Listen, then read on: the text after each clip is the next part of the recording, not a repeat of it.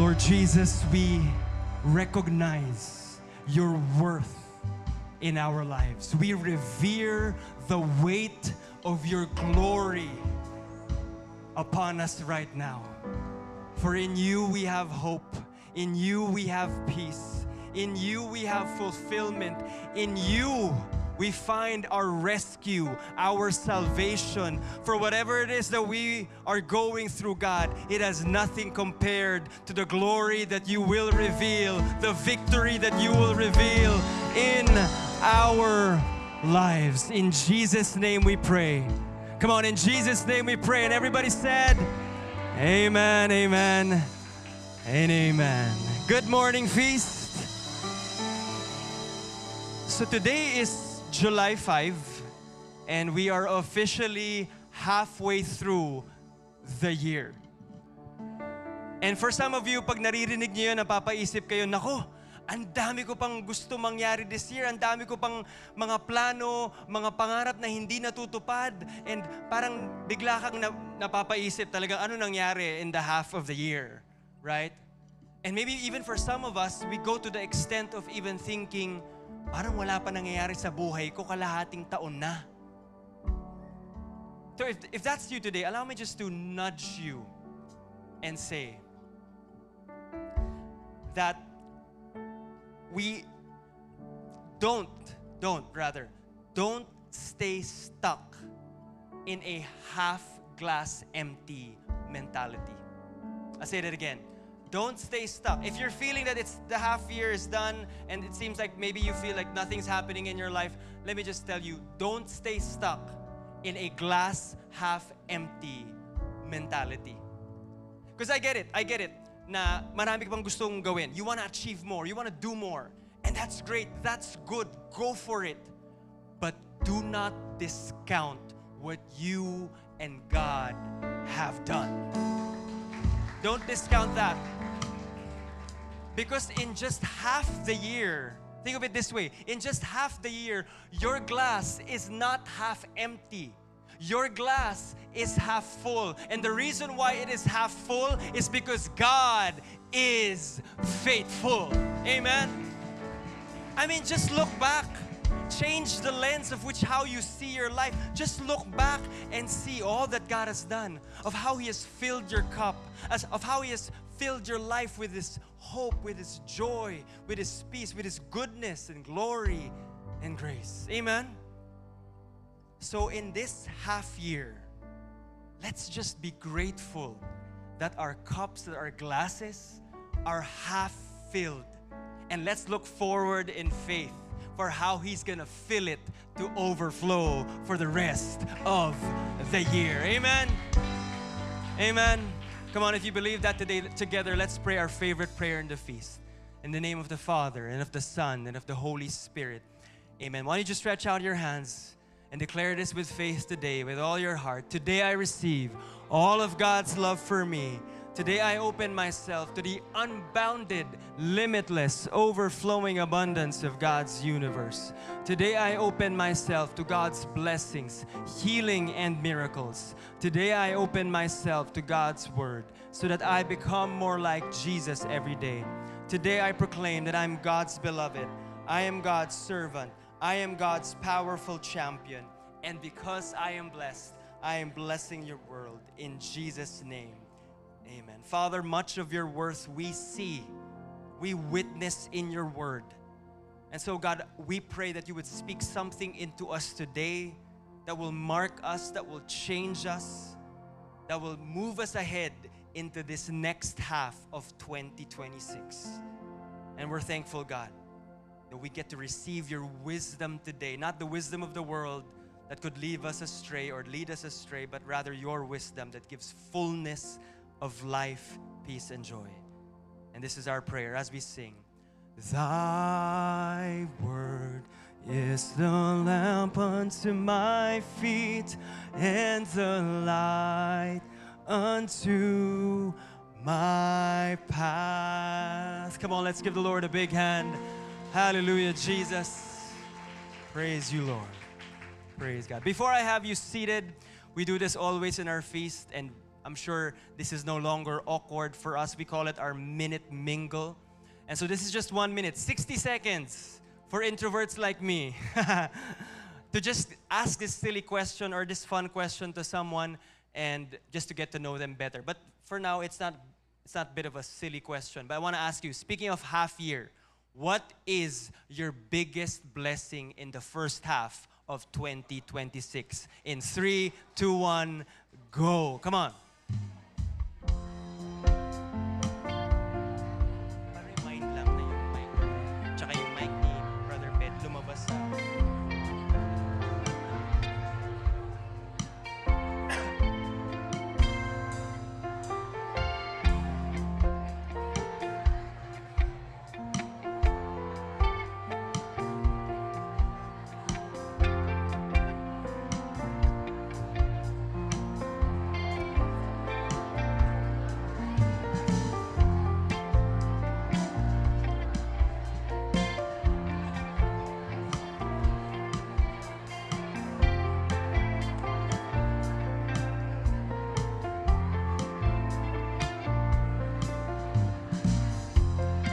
All right. 10, 9, 8, 7, 6, 5, 4, 3, 2, and 1. You can be seated. Tanong natin si Pierre. Pierre, what is your biggest blessing in this first half of the year? Kinasal ka ba this first half? O last year yon? Last year yon. So, first 6 months, right, of being married. Come on. Siguro yun, yung gift of marriage talaga na 6 months na married. Yun na yung greatest gift of so far. Oh, praise God. Praise God. Is Jaja here? Amen. I would say my first, or at least my biggest blessing in the first half of the year is si Kyler nasa big school na. So natawid ang tuition so far. Praise be to God. Amen. Hey, in case we haven't met yet, my name is Mike Viñas. I lead this faith community called Feast Alabang North Gate. And if it's your first time ever in any feast, we want to welcome you and thank you for being here today. In fact, we want to honor your presence. And so we have these welcome bags, these welcome gifts. And so if you could just push up your hand a bit so that our warmth team could give those bags into your hands. So if it's your first time here, welcome right over here. Can we give him a big hand? Thank you. Welcome, guys. Welcome. I love it. We have young people right up front. Thank you very much. Where else are young people? Are young, not so young. Thank you so much, but you are welcome definitely for being here. All right. Can we give a big hand to all our first-timers? It's always a joy to see new faces today. Can you hear me right at the back? Yes? All right, all good. So, for Vea and I, my wife, it is very rare that we get to be purely on the receiving end spiritually whenever we're in community. Don't get me wrong, whenever we're here on a Sunday, we are blessed every time through the Eucharist, through worship, through the preaching of God's Word. But you have to remember, pag nandito kami, we're always on leading mode. We're always on serving mode, as it should be. And even in our own conferences, pag Feast Conference, we're also serving here and there.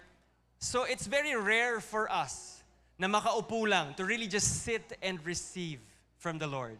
And this past week, we got to do that. It was a great blessing. We went to a conference, and we really just sat and really leaned in to the Spirit of God for us in this season. And it was a refreshing retreat for us. It was a refreshing blessing for us. And I say that this morning. Are you with me? Yes? I say that this morning because I am grateful to our preacher for having said yes to preach today. Because of you, we got to experience that. Because of you, we got to do that, which is very rare. Kaya maraming salamat. Our preacher today, he is one of the feast builders in Feast Robinson's Magnolia. He is a lawyer. Magnolia. So, Robinson's Galleria. Pareho kasing Robinson's, tas parehong Ria.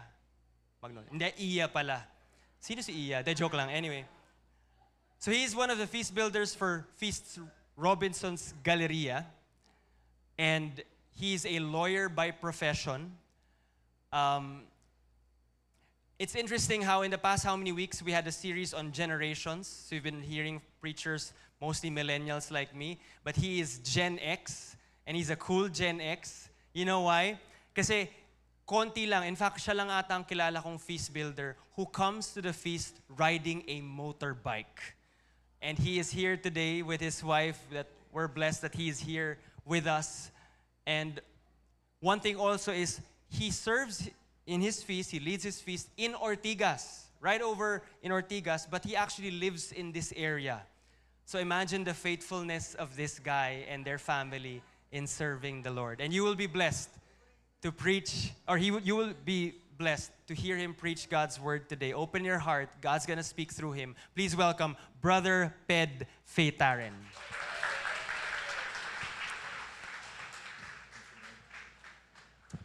Masyadong maganda yung introduction ni Mike. Baka tumaas expectations nyo, ha? Alam mo, magpapanggap pa naman akong millennial. Kaya lang. So, good morning, everyone. So, my name is Brother Ped. Pedrito. Pero pag tinatawag kasi akong Pedrito, para akong pinapagalitan ng nanay ko. Kaya, Ped lang. So, today, we're gonna talk about, ang ganda ng topic natin today, it's called The Great I Am. So, it's a parang Bible study on the character of God. So, in this talk, sandali, may question ako. Sino dito yung first-timers? Meron ba? Yan, I'm so excited for you. Ako, first-timer din. Excited din ako. Nabigyan kayo ng bag? Siyempre, first-timer din kami.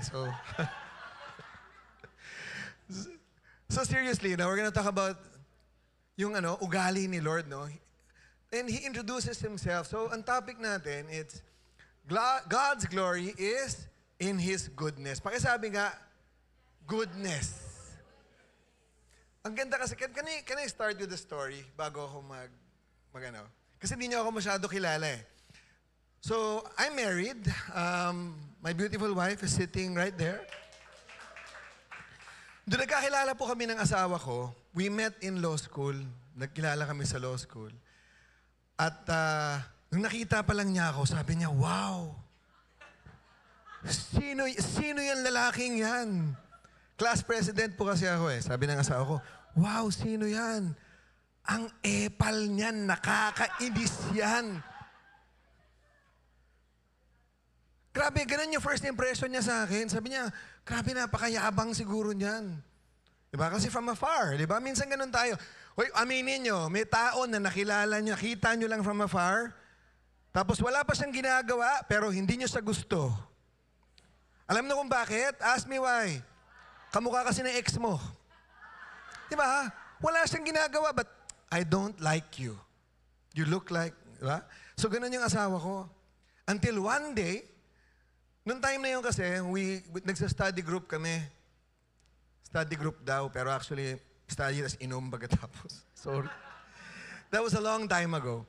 So may study group kami, so nagkasama kami, and it was the first time na nagkausap kami. And then that was the first time na kaming dalawa lang nag-usap. And after namin mag-usap, na nakilala niya ako, na-realize niya na hindi pala ako epal. Meron akong ADHD. Kaya I can't help myself. Pagkatapos na in love na siya sa akin. And that's my story. I'm sticking to it. Kung gusto mong mag-kontra, akyat ka dito. And we've been happily married po for 24 years. Diba? So, why am I telling you this? Ba't ba kinikwento to? Kasi parang, ngayon, Brother Ped, ba't mo kinikwento yan? Because our story today is the day God actually introduces Himself. So, I want to start by going to the verse. Puntahan muna natin yung verse natin today. Kasi I want to give you context eh. Ayan. Let's go. Yung verse po natin today. Kasi before, di ba tayo po, when we think of Bible verses, sino dito ang may mga nagbabasa ng Bible, or nagbabasa ng didake, or nakikinig ng podcast, o sige ito na lang, yung may mga binabasa na pailan-ilan na Bible verse. O, lahat naman tayo, di ba? Ano mga favorite natin? Jeremiah 29:11. But the most popular verse in the Bible now is John 3:16, di ba? For God so loved the world. gave His only Son. So, pero tandaan natin, nung unang panahon po, hindi po yun ang most popular verse in the Bible. Believe it or not, it's this one. Let's read this together. Ayan, no? It's from Exodus, and it talks about the time that God introduces Himself. So, basahin muna natin. Sabi rito, so the Lord passed before him and proclaimed, the Lord, a God gracious and merciful, slow, sabay naman tayo, slow to anger, and abounding in love and fidelity, continuing His love for 1,000 generations. Okay na sana kung dyan huminto, no? Tuloy pa natin. May kadugtong yan eh. And forgiving wickedness, rebellion, and sin. Okay pa rin. Ito na. And yet not declaring the guilty guiltless, but bringing punishment for their parents' wickedness on children and children's children to the 3rd and 4th generation. Alam mo, this was quoted a lot nung Old Testament. In many instances, kinote siya. And pag inisip mo, bakit napaka-special yan, no? Kasi I want to give you the context kung bakit niya binigay. Kasi it talks about the attributes of God. Balik po tayo sa verse, yung first part. Kasi si Lord, talagang kinuwento niya who He is. Sinabi niya, I am. Sabi niya, di ba? Sabi niya, so the Lord before Him, and He said, the Lord, a God gracious and merciful. Sinabi niya yun. Bakit important to? Kasi nung unang panahon, nung time nila, when we talk about God, ang God po sa kanila, hindi big G. Di ba tayo, capital G? Sa kanila, no, it's not a proper noun. It's a common noun, small g. Kasi, nung time na yon, lahat ng neighbors po nila, maraming gods, yung mga mini-god, dami nilang mga sinasamba, and ganun yung kanilang perspective, no? Kasi sabi niya, why would the Lord say, ako na nga yung Lord, bakit sabihin, I am the God, di ba? Ba't niya sinasabi? Baka pa sabihin, di ba parang redundant, ako na nga si God, ba't ko sasabihin yon? And the reason for that is, yun nga, para pakita niya, no, na at the time, maraming mga false gods, but I am the true God. Okay pa ba tayo? Gutom na kayo? So, kasi parang ganito yan eh. Di ba tayo, Filipinos, makaka-relate tayo, mahilig tayo sa nicknames. Di ba mahilig tayo sa nicknames? For example, pag may kilala kayong doktor, anong nickname natin sa doktor? Di ba? Usually, doc. So, pwede mong gamitin yung word na doc as a common noun lang. Yan, mga doc. Ganyan, di ba? Yung mga doc na yan, ang babait niyan. Yan. Pero pwede mong gawing proper noun in the sense na may kilala kang doc. Noong panahon ko kasi, may doc na kilala namin, si Doc Aga. Alam niyo ba yun?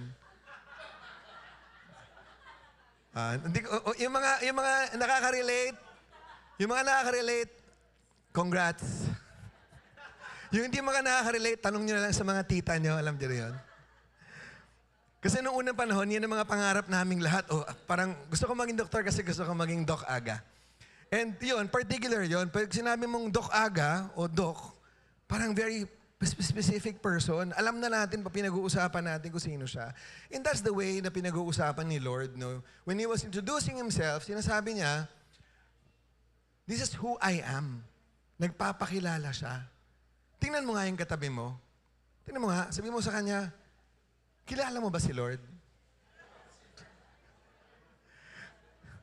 Gusto mo siya makilala mamaya? Kasi di ba, yun nga yung point natin dito. And actually, in the Bible, ang ina-expect kasi ni Moses was, every time God showed Himself, He revealed Himself, prior to this moment, God revealed Himself what? In a pillar of fire. Di ba remember? Exodus to eh. The Israelites, umalis po sila, nilabas sila ni Lord from Egypt, tama?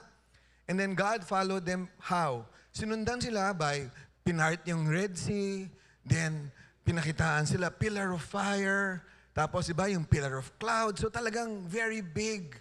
And parang yung expectation ni Moses, ito kasi yung kwento nito, pupunta na ako sa kwento. Ano ba yung nangyari prior to this? Prior to this, Moses goes up the Mount Sinai, binigyan siya ng 10 Commandments. And then pagbaba niya, di ba natagalan siya eh? It took a while before he went down. Nainip po yung mga Israelites. And then what did they do? Di ba, nag-melt sila ng gold, gumawa sila ng golden calf. Pagbaba ni Moses, nakita niya, nagalit siya. Binasag niya yung tablets. Tapos ganito kalupit si Lord. Alam mo, hindi ko to alam before eh. Sabi ni Lord, sige, magdala ka ulit ng tablet, susulat natin ulit. And ito yun, pinabalik si Moses sa Sinai, sabi niya, punta ka dito alone. Walang pwedeng tumingin sa mountain ha. Kahit yung mga herds, hindi mo pwedeng dalhin dito. Akyat ka rito, dalhin mo yung tablets, gagawa tayo ulit. Papalitan natin yung binasag mo. Alam mo, for me, ang laking bagay nun ha. Kasi isipin mo, di ba, tayo, no, we are given opportunities by God, we are given blessings by God, we are given so much grace. Pero minsan sa pusukan natin, binabasag natin eh, tinatapon natin eh, di ba? Totoo. At kung ako si Lord, binasag mo, bahala ka, ikaw magdikit niyan. Pero nung sabi niya, balik ka dito, ayusin natin. So ito yun ha, ito yung context na to. So when Moses was gonna meet with God, the expectation niya, burning bush na naman. Di ba? But, kasi nung sa burning bush, I want to read to you the verse na nagpakilala si God nung isang beses kay Moses. Let's read this to you. And sabi dito, but said Moses to God, if I go to the Israelites and say to them, the God of your ancestors has sent me to you, and they ask me, yan, what is his name? What do I tell them? God replied to Moses, I am who I am. Then he added, this is what you will tell the Israelites, I am has sent me to you. So, basically, sinabi niya, pinagpakilala siya, sabi niya, I am. Ang hirap, di ba? Pero that was the first time na nag-usap sila. In this time, si Lord, iba na, dinescribe niya na yung sarili niya. Sabi niya, ha? Slow to anger. Yan, nag-describe na siya. Kasi when you think about it, tayo, no, we grew up, ang tawag natin kay Lord, may pangalan siya, di ba? Yahweh. But actually, Yahweh means, He is. Di ba? Kasi ang Yahweh is Lord. Kasi I am is actually, ano yung word ng I am? It's Eye. Not Yahweh. Pero nang sinabi niya, sabihin mo, pinapunta ako ni Eye. So ang tawag sa kanya Yahweh. And in the Bible, that word is quoted so many times. Kaya lang, pag binasa mo yung Bible, bakit hindi ganun kadami yung Yahweh? Because the modern English translation, pinalitan na nila yan, may code na yan. Pag nakakita kayo ng all caps na Lord, ibig sabihin, Yahweh yun nakasulat. Pero para mas madali, ginawa na nilang Lord. So gets? So when we say Lord, we're saying Yahweh. And sila noon, ang tawag nila kay Lord, kasi they couldn't call Him Yahweh, ang tawag nila Adonai, which means literally, Lord. Kaya sinunod nga ng mga authors natin yan, ng mga modern translation, sinunod, diba? Ulitin ko ha, Yahweh, tapos naging Adonai, tapos sa English, Lord. Di ba? May natutunan tayong bago. Grabe, wala nag-react siguro, alam na nila. Kuya, grabe kayo ha. Hindi ko alam kung alam nyo na, sabi ni Father dito, medyo matagal yung buffering pag nagtapon ng granada. But now, di ba, seriously, tayo, wala naman na siguro sa atin nag-worship kay Zeus. Ngayon, di ba, wala naman nag-worship kay Thor. Although marami ditong babae crush si Thor. But the truth is this, sino nga ba ang Diyos mo? Kasi ito yung question eh, who is your God? Kaya nga nagpakilala si Lord eh, kasi here's the truth, diba? The Bible, marami siyang, ano ba ang God natin? The Bible describes God in many ways. Pero sa buhay natin, yung pang-araw-araw natin, pag tinanong kita, who here has decided to make Jesus Christ His Lord and Savior? Lahat ba tayo tataas ng kamay? Grabe, yung iba, sino sinasamba nyo? Parang mali yata ako napuntahan, bro. Kasi, di ba, we say that we follow God, pero ito yung question ko. In our daily lives, sino ba talaga sinusunod natin? Ano ba talaga binibigyan natin ng halaga? Ano ba ang binibigyan natin ng oras? Remember, in our lives, we have 3 resources. Main resources, time, talent, and treasure. Di ba? Tama. And God asks us to give all of this, no?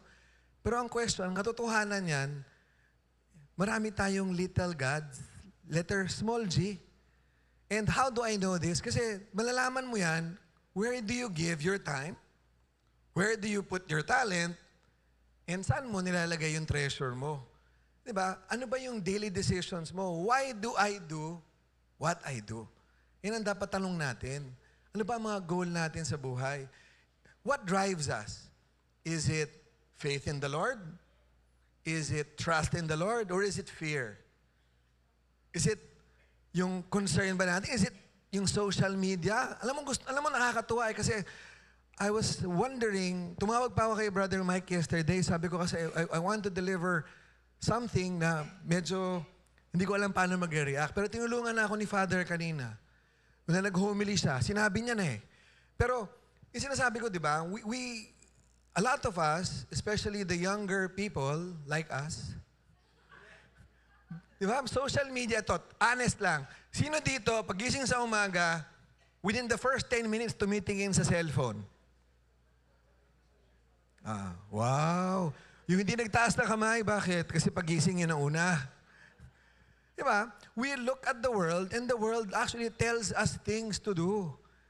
And, diba, lahat ng bagay dyan filtered eh. So what happens? Dahil sabi ng mundo, if you want to be successful, kailangan ganito yung itsura mo.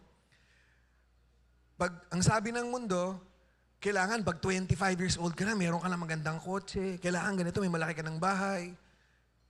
Tandaan nyo, filtered yun. Yung mga Lamborghini ng mga yan, malamang nire-rent lang na yan. Ang dami ko nakikita sa mall, nakikita na kayo, nagpapaypay ng pera. Diba, yung magpapapupunta dun sa, sorry kasi, sa social kasi sa Alabang, walang ganyan eh.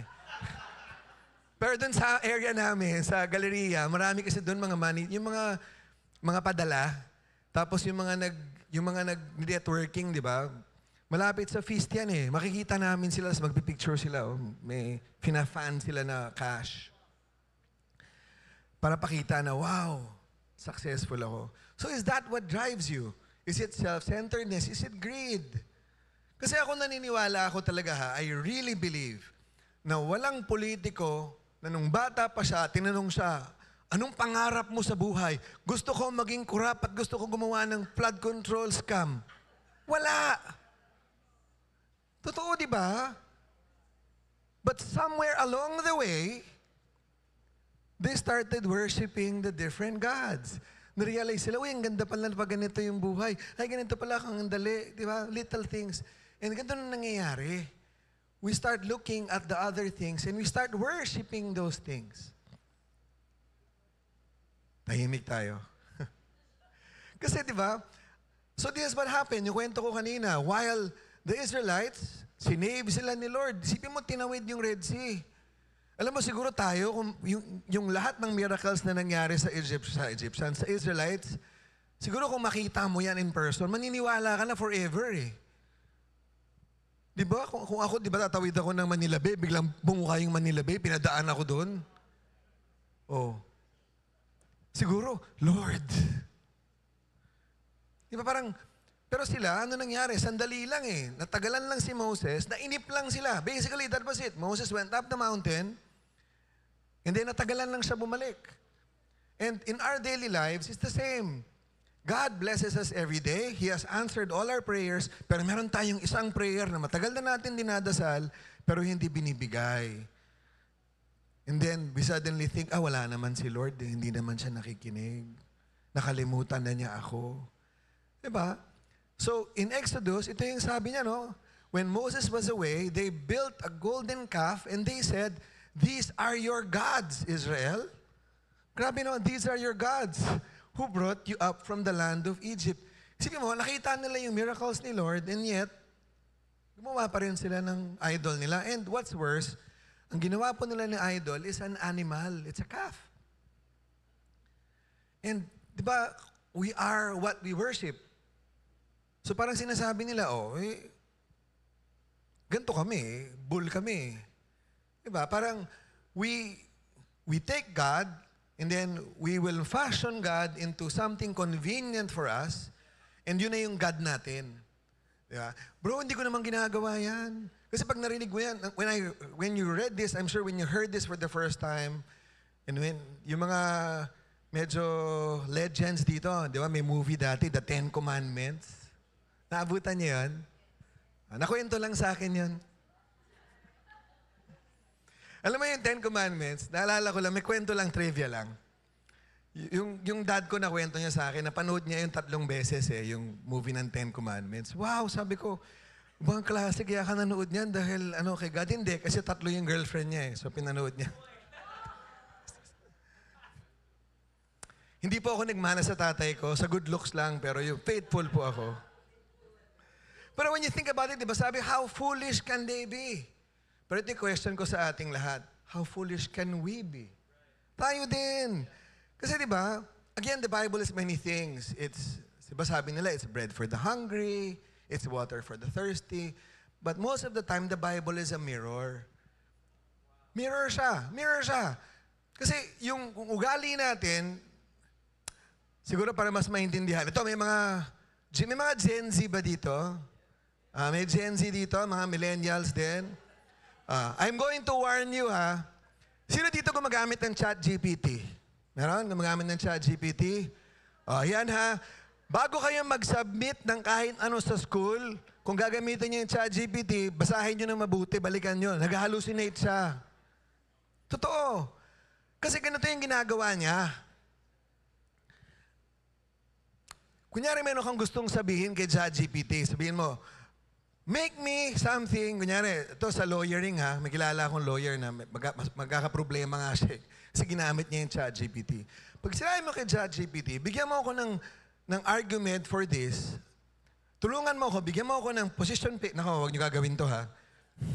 Make me an essay to justify that there is no global warming. Sabihin mo sa kanya, make me an essay that says climate change is not real. Gagawa yan.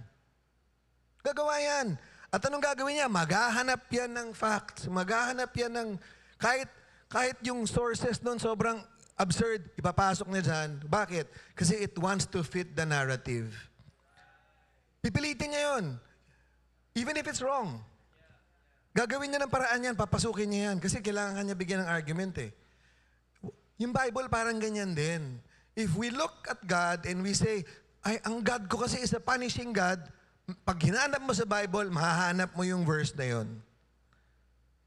If you say God is a loving God, mahahanap mo yun. So, ang nangyayari, what do?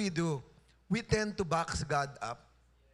Diba? Kasi nga, mirror yung mirror lang naman sa atin yan We try to make God the same way na ginawa nila, diba? They carved a God into a statue.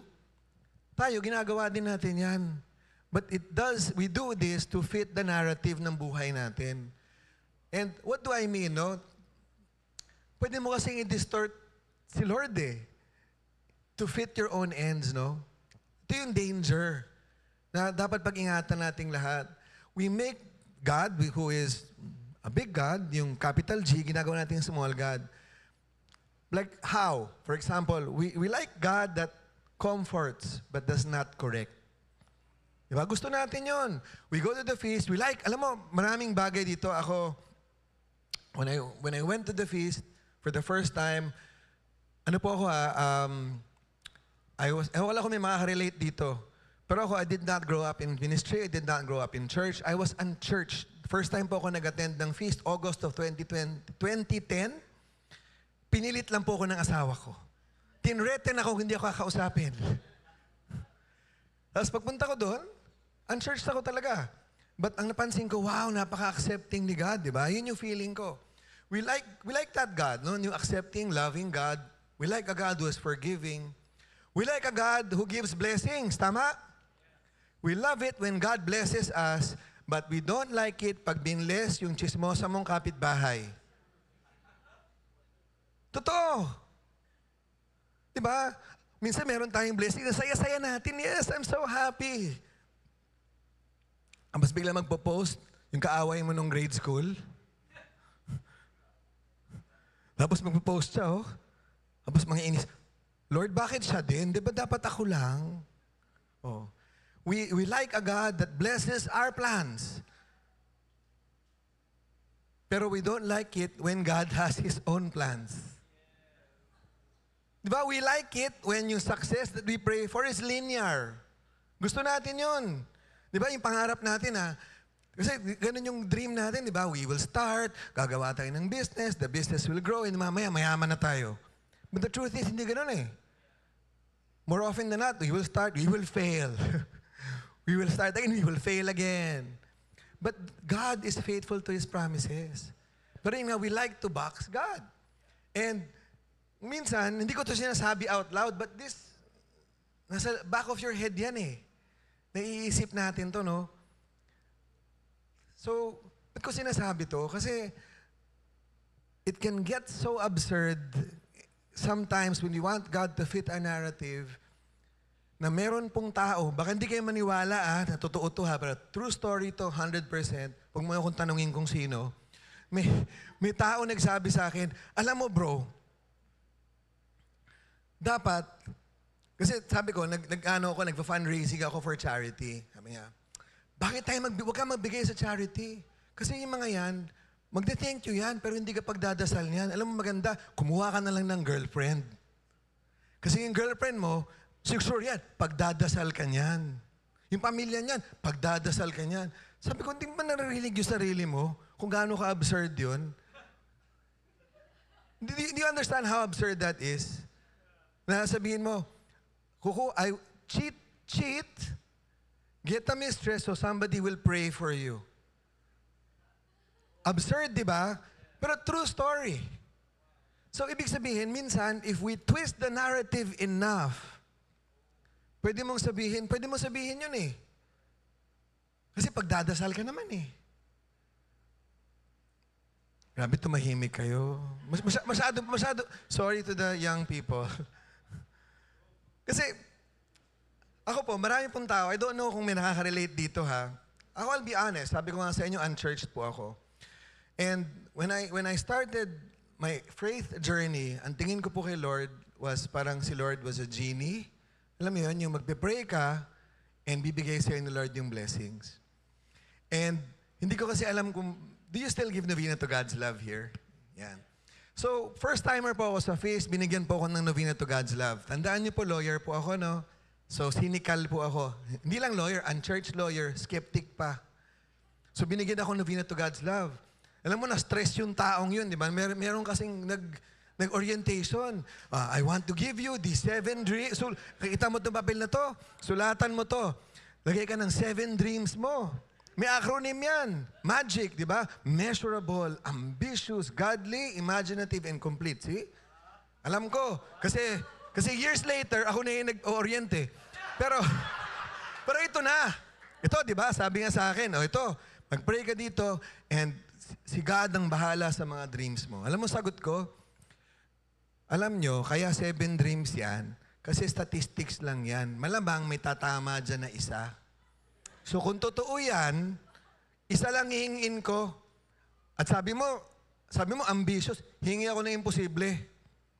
Kung totoo talaga itong sinasabi nyo sa feast, kailangan mangyari to. Ganun po ako ha, sorry. Pero true story. And nangyabang ko pa, kaya sabi ko, imposible yung hiningi ko eh. Sobrang hyper-materialistic ha. Sige, sabihin ko na kung ano. August of 2010, nag-attend ako ng feast. Nung time na yun, kaya ako napasama sa wife ko, napilit niya ako dahil bad trip din ako kasi sa office namin, yung mga friends ko, isa-isa nagre-resign. Tapos, alam mo yun, financially medyo challenging. So, ang nilagay ko talaga sa novena to God's love ko, brand new 2010 Montero. Oh. Yabang, di ba? Sabi ko, hindi mangyayari yan. Well, sabi ni Lord, talaga? Alam niyo po, that was August, September, October. November po, I think October, 30% increase sa sweldo. Across the board, buong office namin. Kasi marami nga nagre-resign, di ba? Tinaas ang sweldo namin lahat. 30%, ang laki nun. Tapos wala kaming car plan, bigla nagka-car plan. Binigyan kaming car plan. Tapos qualified ako sa car plan. Tapos, meron akong kotse na hindi namin mabenta, biglang mabibili na. Tapos sabi ng asawa ko, niloloko niya ako, ano? Anong sabi mo?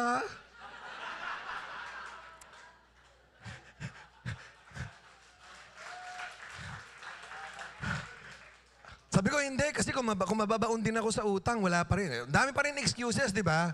Alam nyo, may lupa po yung pamilya namin na hindi ka sa mga kalululuhan, na hindi ko alam, nabenta. Biglang meron ako natanggap na share. Tapos yung share ko, kung magkano yung gusto kong down payment, halos eksakto. Di ba? So, syempre, na-enforce ako. Yes, parang genie nga. But the truth is, nung sumunod na dreams ko, lahat mahirap na. Kasi yun ang realization ko, I thought that God is, you just ask for blessings, He gives it. Ako pinrove ni Lord that I was wrong. But after that, na-realize ko, kasi minsan ganun tayo, we pray to the Lord, Lord, bless my plans, bless my plans, bless my plans. Iba ang question, what if your plan is not good for you?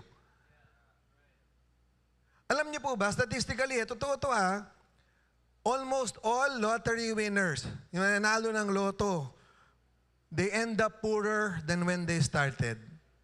Naubos yung pera, baon pa sa utang. Bakit? Hindi handa hindi alam ang gagawin sa pera. Hingi ka ng hingi, Lord, bigyan mo ako ng, di ba, I need this promotion, but ready ka na ba? Ang dami ko na nakitang tao, na-promote, after 2 months, 3 months, nag-resign dahil hindi kinaya. Di ba? Maybe the reason that the Lord said, wait, hindi ka pa ready So why put God in a box?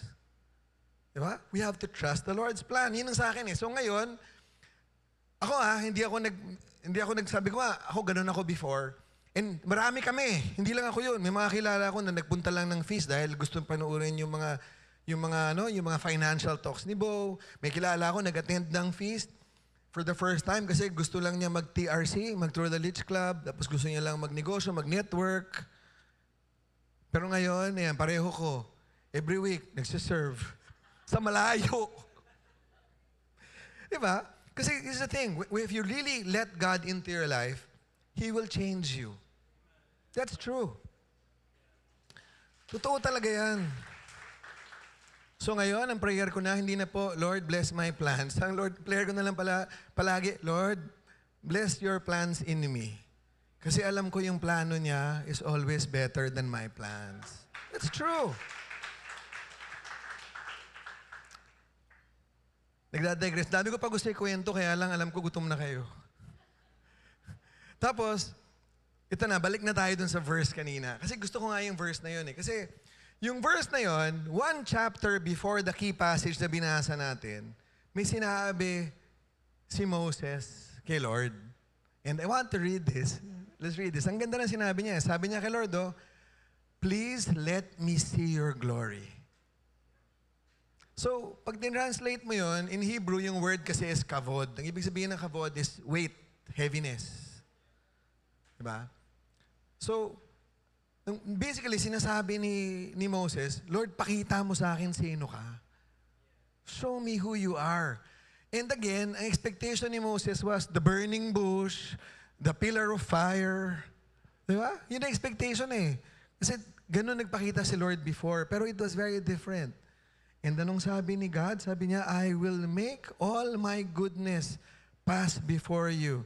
And I will proclaim my name, Lord, before you. Tapos, yun na yung sumunod doon. Di ba yung kwento ko kanina?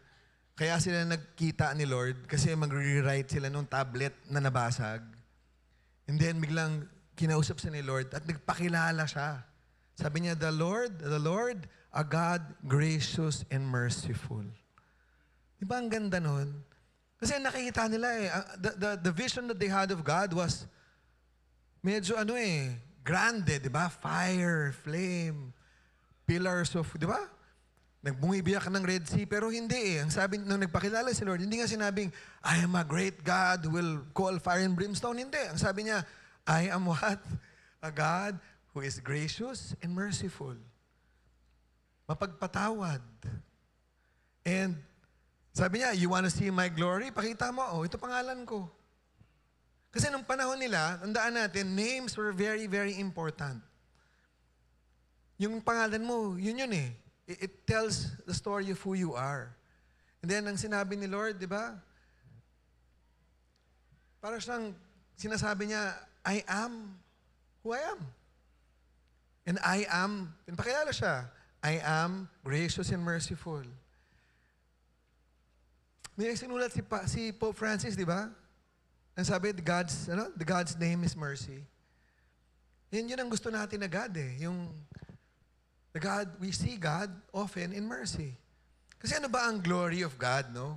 Kasi pag inisip natin yung glory, ang idea natin, di ba? Ang imagination kasi pag glory for me, yung parang bumukas yung langit, tapos merong light, tapos parang may mga angels, merong, ganon, di ba? Or minsan nakikita natin si Lord in the miracles, nakikita natin si Lord in in His love, in His acceptance. Pero ang totoo, hindi lang yun eh. God is a multifaceted God. He is what we need Him to be. Minsan ang kailangan lang natin ng kausap, kailangan lang natin ng kasama, di ba? And ano ba talaga for me, ang face of God, it's kindness. It's acceptance. Kasi a lot of us, I don't know, maybe some of us find God in the preaching. Di ba? Yung maganda yung sinabi ni Brother Mike, yan siguro si Lord, ganyan. Some of us may find it in the worship. Wow, sobrang ganda ng worship. I really felt it. It's so uplifting. But the truth is, for most of us, we find God in the mundane. We find God when pag we're down and out, tapos nagdasal tayo, tapos sinagot. Or yung time na mag-isa ka, then may pinadala si Lord na tao, or malungkot ka. Diba? It's not of the preaching, but because of people He sends to us. And I think that's the real gift. Tingnan mo nga yung katabi mo. Lalo na ko yung katabi mo, kasama mo pumunta rito. Lalo na ko yung katabi mo, nag-away kayo kanina. Dahil sa parking. Pakisabi nga sa kanya, you are a gift.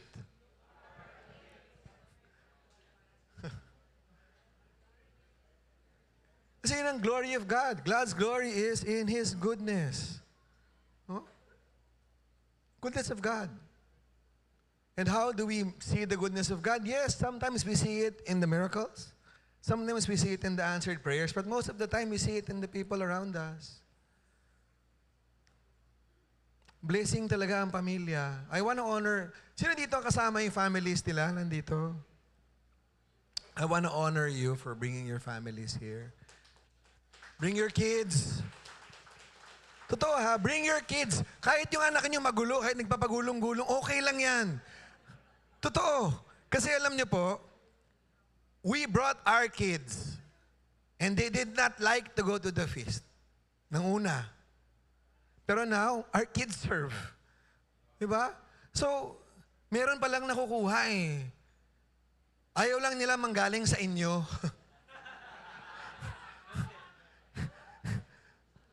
Yun yung masakit, diba? Yung anak ko, yung panganay ko po is 24 years old. May sabihin ako sa kanyang ganyan. Kukontra na kukontra. Bilang sasabihin ng ibang tao, naniniwala siya. Yan din ang sinabi ko eh. Pero ganun talaga, no? That's why we need community. Alam mo, kailangan natin ng community. Kailangan natin ng community kasi kailangan natin ng pakikinggan ng mga ayaw makinig sa atin. Yung asawa mo, lagi mong pinapagsabihan, ayaw makinig sa'yo. Tignan mo, pag nagsabi dyan, kay LG mo, oo nga, no?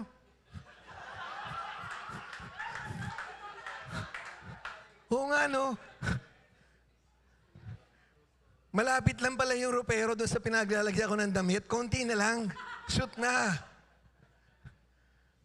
But here's the thing, di ba? Si Moses was blessed, but actually we are more blessed than Moses. Ask me why. Kasi when Moses asked the Lord to show him His glory, the Lord told him His name. Told him, dinescribe niya yung sarili niya. Pero tayo, what did God do? He sent us Jesus. You wanna see my glory? Yan. You wanna see goodness? Yan. You wanna see mercy? Yan. Actually, in life, sa totoo lang, no, ang pinakamadali kung gusto mo to make the right decisions, ang tanong lang naman natin palagi, pero we don't like to do this, ha? Kahit ako. What would Jesus do? And the answer is already there. But we don't like it. Why? Because it's hard. Kasi pag inaaway ka ng hindi mo gustong tao, pag tinanong mo si Jesus, what would Jesus do? Anong sabi niya? Love your enemy. Di ba parang, I love you. Yung asawa mo nga, pinili mo na nga yan eh. Ganun talaga, no? And again, many years later, di ba, God revealed His Son. And I want to read this to you. It comes from John. Sabi niya, and the Word became flesh and made His dwelling among us. Can you see yung gano'n, no? Yung, mahal talaga tayo ni Lord. And we saw His glory, the glory as of the Father's only Son, full of grace and truth. Yung God na nag-proclaim ng character niya kay Moses, nandyan, on display. Very concrete, very real. Yung mga pinagdadaanan natin na problema, pinagdaanan din niya. Niloko ko ng, di ba, na-betray. I was betrayed by my friend. Oh, binetray din naman siya. I am in pain. Papako ka kaya sa krus, tingnan mo kung ano mas masakit. Di ba? And, you know, I'm going to end my talk. This was originally not part of my talk, but masyadong maganda para hindi i-share. Okay lang? Okay pa? You know, as I end my talk, I want to end with a story. Is it okay? Can I invite you to stand?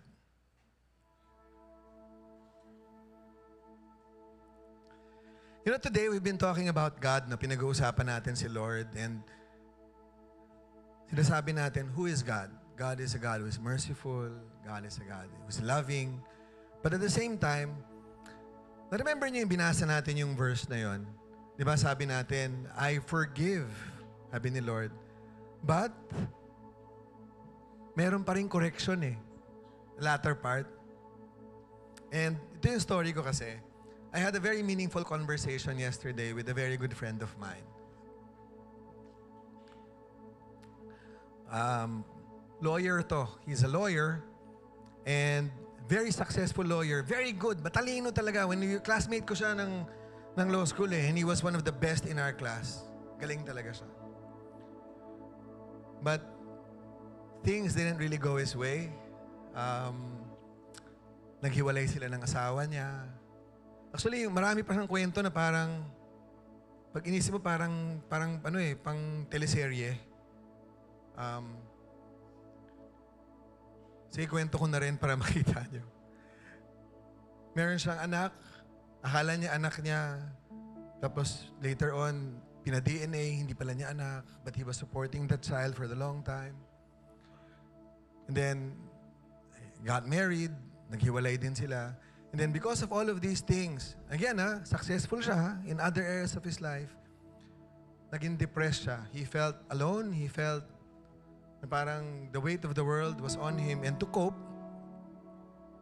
turned into drinking and turned into gambling. Nung mga bata po kami, pag mag-gamble ka, kailangan mo mag-casino eh. Kailangan mo di ba? Pero ngayon, hindi na eh. Kasi it's on your phone. So, because of this, nag-online gambling siya. And talagang nag-spiral siya. Dumating sa point na lahat na ng kaibigan niya na utangan niya na, including ako. Tapos, talagang wala na. And then one day, nirehab po siya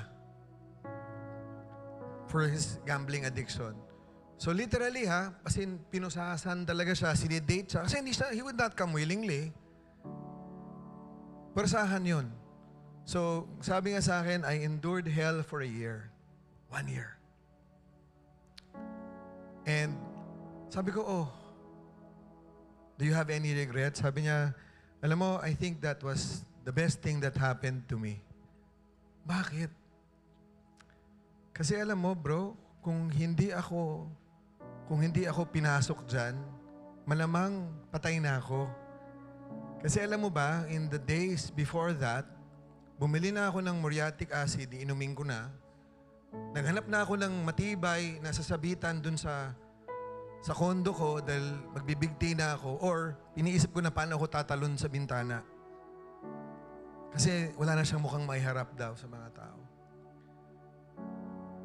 And while hindi ko gusto yung nangyari sa akin, nahirapan ako, that was the best thing because I suddenly had time. And walang cellphone, walang kahit ano, at nagbasa siya ng Bible sa rehab. And he met God for the first time. And sabi niya, alam mo, nandyan lang yan. It's binibigay lang sa atin. It's so convenient, pero hindi natin pinapansin. Pero ako, dahil wala na akong ibang kakapitan, dyan ako kumapit. And kung hindi para kay Jesus, hindi ko ito natapos. By God's grace, nakalabas na siya. He's recovering, pero nakalabas na siya. And siya na yung nagme-message sa akin palagi ng mga Bible verse. Pero struggling pa rin siya. Bakit ko sinare itong story na to? I shared this story because number one, we take for granted how blessed we are. Yung mga things na kaya natin gawin every day, we take it for granted. Why? Because it's there. We take for granted the people around us. We take for granted kasi nandyan. Kasi blessed tayo eh. Ang nakikita natin yung problema. But the truth is, we are so blessed already. Second reason, our success does not exempt us from falling. Sometimes akala natin kasi, sige, basta pag ganito na ako, pag umabot na ako sa ganito na ako kayaman, ganito na ako successful, everything will be okay. Successful person yun eh, kinikwento ko sa inyo. And yet, everything came crashing down. Pero here's what I realized.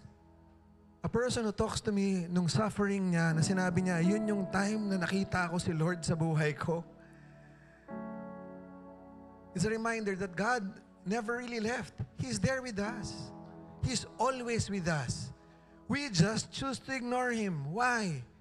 Because we love the God who blesses. Yun ang idea natin of God. The God who blesses, who accepts, who loves us. We don't like the God that corrects. Gusto natin yung idea na, yes, mahal ako ni Lord, papatawarin ako. Pero merong correction eh. My friend had to go through a very painful correction. And God is correcting us. Tanggapin natin yung correction. Kasi minsan gusto natin yung blessings eh. Sabihin, you are in a difficult situation, sinful situation. Sige, tanggapin. We will accept. The feast will accept you. The feast will love you. As is where is. Pero naalala niyo yung kwento, yung adulteress na dinala kay Jesus? Diba? Ang sabi niya, diba, sa mga tao, cast the first stone. Tapos diba umalis sila? Pero actually, hindi natapos yung kwento dun eh. If you remember what Jesus said, ang sabi niya sa kanila, where are they who accused you? Umalis na po sila. Neither do I accuse you. Pero may kasunod yon. Do you remember yung kasunod? Ang sabi niya, go and sin no more. Brothers and sisters, God's correction is part of His love. Hindi pwedeng, I love you, I accept you, pero yan na yan. Hindi. We have to let Him into our lives because if you let Him into your life, I promise you, you will change. I am still very much a work in progress. Sobrang work in progress, di po ako nagmamalinis, no? Work in progress po ako. But I tell you, compare dun sa tao na first encountered Him in 2010, medyo improvement naman po ng konti. Yun ang gusto ni Lord sa atin, no? Yes, He will accept us, flaws and all. But we have to accept His love. We have to accept His mercy. Patawarin mo na yung sarili mo. Kasi minsan, kaya tayo hindi natin pinapatawad. Kaya iba dito ayaw mag-serve kasi feeling nila sinful sila. Mag-serve kayo. And let God change you. But here's the thing, yung last, let God change you. Don't put Him in a box. Kasi yung plano niya mas maganda sa plano mo. Amen? And today, brothers and sisters, as we worship, as we as I give you to our team, yun lang siguro yung gusto kong iiwan sa ating lahat. God's plan is better than our plans. His correction may be painful, pero kasali yun eh. It's part of His love, part of the process. Amen? And He shows up, parang pareho nung kay Moses, He showed up after they messed up. Hindi ka niya pababayaan dahil nagkamali ka. Pag nagkamali ka, sabi ni Lord, sige ha, binasag mo, gawa tayo ng bago. Amen? Hands over our hearts. Heavenly Father, thank you so much for your blessing today. Thank you for your love, your mercy, your forgiveness. But Lord, thank you as well for your correction. Lord, I need you in my life. There are parts of my life that I have difficulty surrendering to you. Lord, I ask you, take it away from me. There are parts of my life that I cannot put in front of you now. I want to keep to myself. But Lord, I know that you want all of me. Not just the good parts, all of me. So Lord, today I give you everything. As is, where is.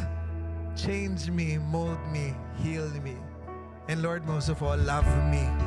Because I need your love. This I pray in Jesus' name.